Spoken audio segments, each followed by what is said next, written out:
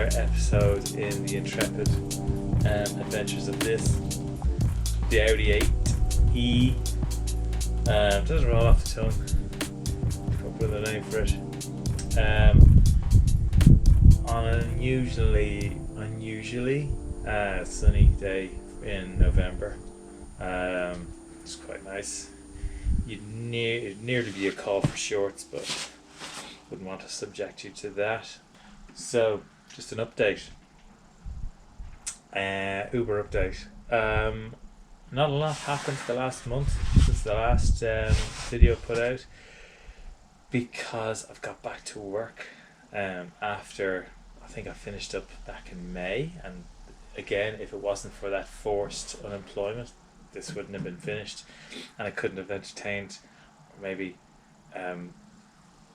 confused so many of you over the last few months with this adventure, which has successfully come to a close.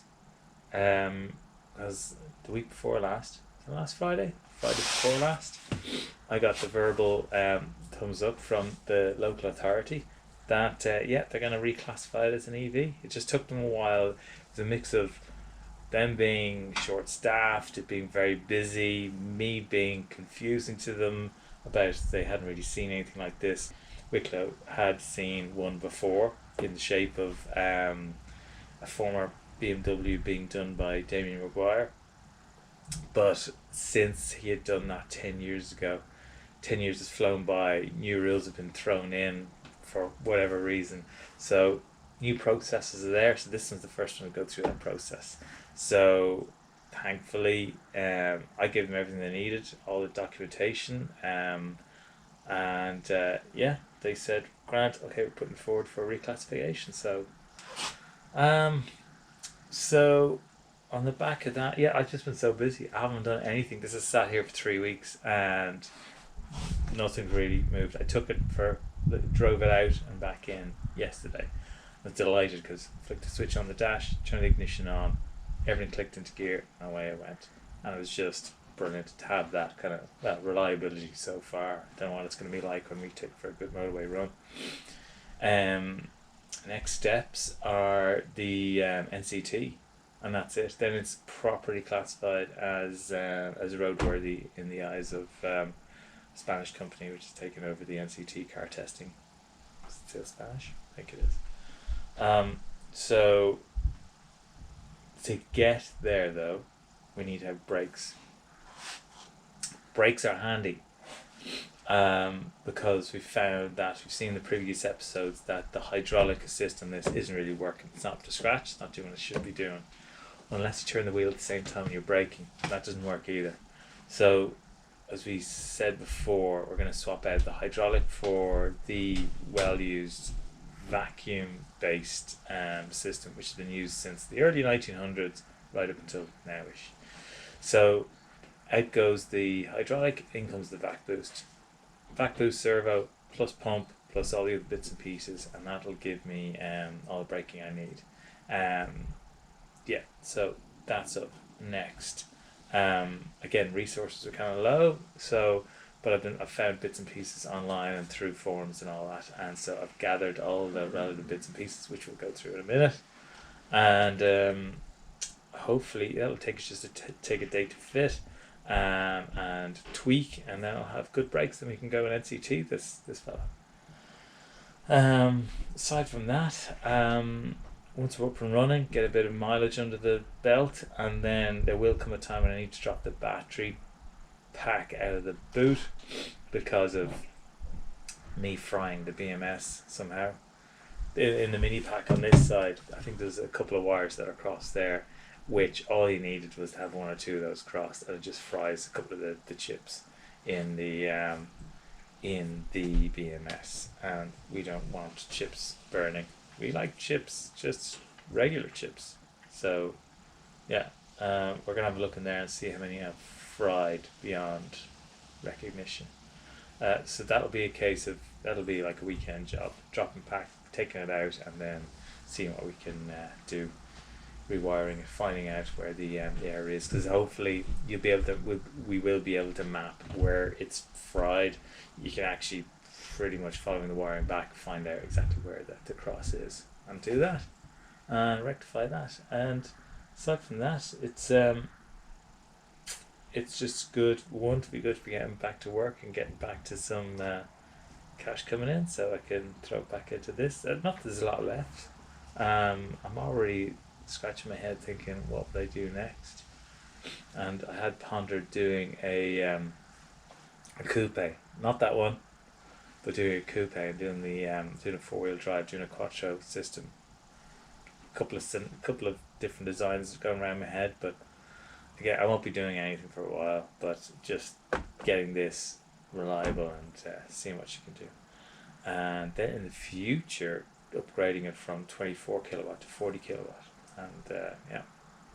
But for now, I'm just happy that it's rolling. So without further ado, we will go on and have a look at some braking stuff. Right, moving swiftly along, as I was saying, one of the bits of the puzzle I've been working on is the brakes, because if you don't have adequate braking, you're not going to pass the NCT, are you? So it's good to be able to push the pedal and have something that's, you know, significant, and it's going to make you stop when Mrs. Miggins in front decides to put on her hazards and park in the middle of the main street while she goes in and gets baking items. So with that, we've already discussed that we were going to remove the hydraulic assisted system because it's not working. I'm not happy with it, and it's just as easy to delete it from the system and go for the vac boost, which is what a lot of them go for anyway. Anyway, on the if you go for the high performance stuff, the S2s, which are like 280 plus horsepower up, and a lot of the late 90s, early 90s to mid 90s had the hydraulic, and a lot of people seem to just delete that hydraulic and go for one of these. A direct fit, direct swap with a better master cylinder was from the A8 or the S8 from the mid 90s again. It just went straight in. This has slightly smaller or bigger, whatever way you're looking at it, master cylinder. I don't care. It's going to give me decent brakes. So yeah, you whip out everything and you put in this. And when you have your S2 and your high performance 5-pot, you just plug it into the vacuum system. Because we don't have a vacuum system because there's no engine, we have a pump. These pumps are, that's it, it's made by Hella. It's the UP28, which is just a weapon of choice in EV conversions like mine. Always prefer to go for an OEM part because, you know, they've been tried and tested and they've had gazillions spent on their R&D. I know there's plenty of off-the-shelf Chinese sort of setups that do all this, but I just don't trust them. Don't ask me why. I just don't trust them. I prefer to go for something that's proven. And this one's from a Jaguar. These are fitted to Jaguar, Volkswagens, Audis, Porsches, BMWs, just across the board. The PSA group, everyone uses this. So a couple of million of these can't be wrong, you know? And there's no recalls on them, so it's got to be good. So that's the first. That gives us our vacuum into the brake boost here, the servo, which then creates a big vacuum here. And I'll show you when I'm running it there. You can actually push this and it gives you like 2 presses of the pedal before it's spent. It gives you that extra power of brakes that you need. On here then as well, I fitted this little Bosch. This is a sensor. More about this later. More about it now, I suppose. Right, 3 wires coming off it. This one is many different sensors again. Some you can get from China, I know, which I've seen being used on other conversions, that they're great for the first few 100 miles, and then they start to get a bit glitchy. Again, this is an OEM part which is fitted to gazillions of GM, VAG, and PSA group car. That's out of it. That's actually out of a Zafira, I think. And they're fitted to Moccas, they're fitted to everything on the GM side, and loads of other bits. So can't be wrong. This basically, when the vacuum is being sucked out, the voltage on this will increase to a point where it triggers a switch. I'm going to have this on a relay, and it'll trigger this to switch off at a certain pressure or / voltage. And it'll stay off, so it's not running all the time, and it's not burning its guts out, being a vacuum. And it'll only trigger when I press the brakes. The vacuum drops, and this will go, whoop, we need more vacuum. Trigger through relay, gets this going, and away we go again. Gets the vacuum pressure or lack of, increases the vacuum, and that's it. And you drive along until the next time you hit the brakes, and that just triggers again, so you're not on all the time. So let's set up a demo. Okay, happy. So I have here plug, pump, servo. So at the moment I push this, it's like,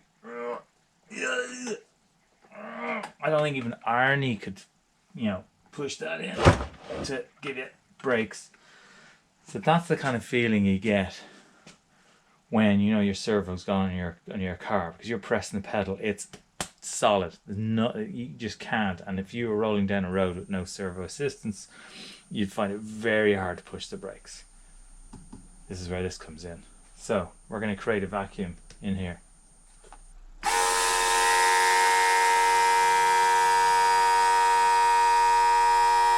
Starts to wind down. If I was to look at the values here, it'd be sitting around probably 4 volts.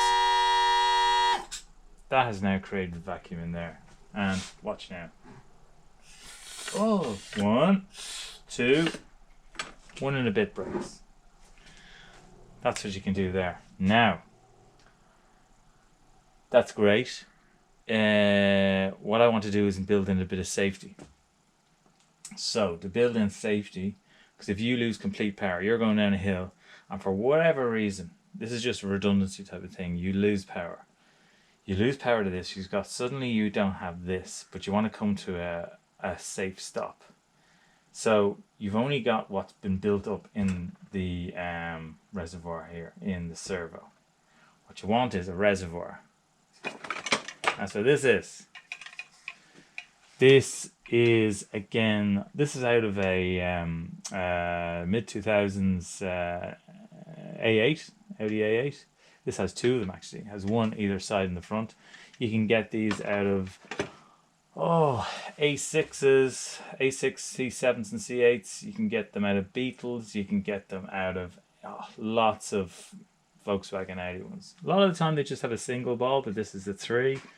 I think they're mainly out of diesels, because the diesels obviously don't create as much of a vacuum as the petrol cars, so they need extra. So this is out of a big V8, I think, and yeah, in its vacuum system. So got that. So what I do then is I'm going to put this into the system. So it's going to go pump through here, through a one-way valve. So this will be in the line as a reserve. Then that will go on into this pipe here and into this. So let's rig it up and see what happens. So we're going in through vacuum. It's a direct line from the vacuum through to the booster, but as a T-piece here, we have the reserve in there. I haven't tested this yet. It might explode. I'm kidding. It's a vacuum. It won't explode. It'll implode. So we're going to see how all this works and see if we can get an extra press to the pedal. I'm not fully sure if it's going to work, because I'd say there's a lot of gaps in the vacuum system and all that, but we'll give it a go. Okay, let's go.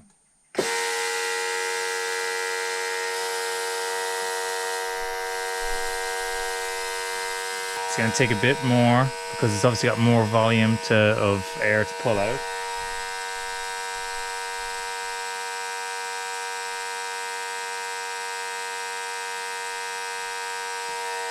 But I'm going to give it a go and see what happens with that.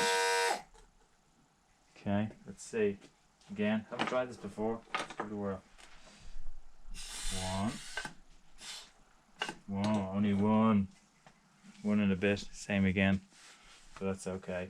It's not in its best solution, but that should. I've seen in other systems where you have that in there and it'll give you another big 3 presses of the pedal.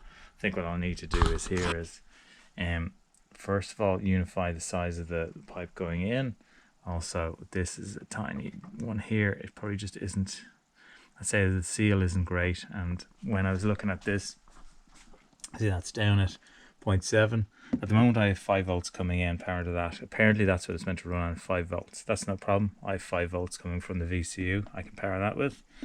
So that's down to 0.7. When this is fully, the air is extracted, that gets up to 4 volts. And just when I was running that test, I noticed that it only got up to 3.1. So I guess like with the length of the system, you have to make this as small and as tidy as possible. Yeah, neat as possible with no leaks. And but yeah, good enough. So that's it. In essence, that's what it does, and that's how it will work. Is there anything left to do? Yes, there is. I need to put in a relay in the system, in the wiring, to trigger when this reaches certain vac pressure, which on the voltage, when that gets to, I don't know, 4, that knocks that out. Once it drops below that, that kicks back in. So I need to do that now. I haven't got that yet, but yeah, next on the list. Pick it up during the week. So basically, where that all goes in here. So it will go in where this is. Now, you're saying to yourself, that booster's not going to fit in there. And some of you might be right. The fact is that if you look in here and you see where the master cylinder ends and where it gets to the bulkhead, that's pretty much where the master cylinder sits. And that one is designed to fit right up there. The one thing that will have to be moved, these kind of have to be sort of relocated. There's 2 or 3 of them which get in the way, but the master cylinder just kind of sit exactly where it is when the new one goes in. It's a different model actually, and so a few of those things move around. If I'm lucky, it'll miss all this. Yes. So again, if you look at it back here, it kind of comes up, wraps around bulkhead. I mean, if I need to bring this forward, it's not the end of the world. It's on a rail. I kind of have it on 2 rails, and all I need to do is drill new holes that bring it forward a bit. But yeah, it'll be squeezed. But again, it's designed to go in here. These were anything under 2 litre came with those fitted, and they had to fit in, in the engine bay as well. And if you look at them, any cars with and without the brake booster, they're all pretty much, they take up the same amount of space. I mean, as in where the master cylinder is, and the servo assist sort of sits in here, in there. So that goes in there. The pump will sit. I think it won't be too far away. I may put it down here somewhere, or actually along here. Again, yet to be put in. And the servo assist, the vac reservoir. If you look in here, see these 2? See, I've actually never lifted the liner in here. I have a funny feeling that you might even have a vacuum. There was 2 pipes used to go in here, and I wonder if there is some sort of reservoir in there, vac reservoir. I must take out the liner, have a look and see. But But yeah, so I can't do that. I can just have a line coming off here, going into, and I can have that vac reservoir sitting in the vacuum of space that is behind that liner. I can put the relay in there with the other stuff, and yeah, so that plug is exactly the same as is the plug, the connections underneath. So come back to this in a week's time or so when I have the last few bits and pieces. I'm happy with the bench test and start to put this in, because I know I say it'll take a day. Betcha it's going to take a weekend. It's a funny feeling it's just going to be a bit tight for space, but sure, we'll see. So that is that. That's where we are. I know it's only a small update, but I thought it had been a long time. It's been about a month, and I just wanted to update you where we were. Me. So yeah, it's brilliant now. That's now going to be classed as soon as the papers come back. The logbook for the car comes back. It'll be registered as EV. We can then tax it at, I think it's €120 per year, as opposed to 600 odd when this was a 2 litre 16 valve. Like in Ireland, that's the way it works. It works on kind of engine size up to a certain year, and then after that they go by CO2 or NOx emissions. I think it's 2011 where they change and it goes to NOx. Up to then it's engine size. It's a killer. The A6 there spent, that's 1.9 TDI. You spent 680 quid a year on that. This is not far off. When your car hits 30 years old, becomes a classic, then it drops right back down to whatever it is, 60 quid, 50, 60 quid, something like that. Which is what the Quattro there is going to be. It's a 1990, so this year is its 30th birthday, but it's up on blocks, so not a lot of use there. Soon, I'm slowly working away on that in the background. My main focus has always been on this. Yeah, that's where we are. I can't wait to get this out on the road and bring you for a spin, but I just wanted to wait till everything was legal, everything was paid. There's nothing stopping me, so the guard stopped me and go, "Oi, your exhaust pipe has fallen off." I can go, "No, ossifer, doesn't need one." So that's it. I want to have it all. I've already got the insurance up there. Insurance is good. I'll pay tax, NCT, and then I can just go and see what it can do. See what this 80 kilowatt motor can do with 1,380 kilos. It's 200 kilos lighter than the Nissan Leaf, and it's better looking, and it's got the original weight distribution as well, which is 58 to 42. So great to see. Let's see what it can do, and I hope that in the next couple of weeks we can show you a bit of footage of road tests and see if it's possible to get some wheel spinning and things like that. But for now, thank you again for joining me on this lovely day. I'm going to get the sun factor 50 on now and lie out in this November sun.